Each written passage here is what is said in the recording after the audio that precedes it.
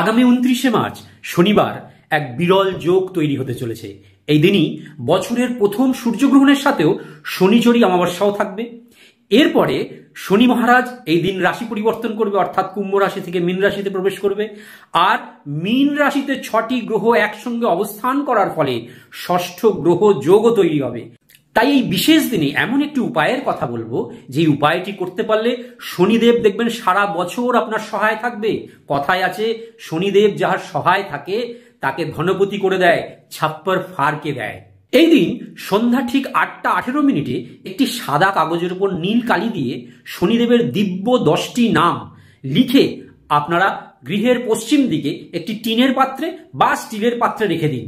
প্রথম হলো কনস্ত, দ্বিতীয় হলো পিঙ্গল, তৃতীয় হলো বভ্রু, চতুর্থ হলো কৃষ্ণ, পঞ্চম হলো রুদ্রান্তক, ষষ্ঠ হলো যম, তারপরে সৌরী, অষ্টম হলো শনিশ্চর, নবম হলো মন্দ, আর দশম হলো পিপ্পলাদ। তারপরে যে মন্ত্রটি স্ক্রিনে যাচ্ছে সেই মন্ত্রটি 8 বার জপ করে নেবে। কোনস্থ পিঙ্গল বভ্রু কৃষ্ণ রুদ্রান্তক যম সৌরী শনৈশ্চর মন্দ পিপ্পলাদেন সংস্তুতা এতানি 10 নামানি প্রাতরুত্থায় ইয়ঃ পঠেৎ শনৈশ্চরো কৃত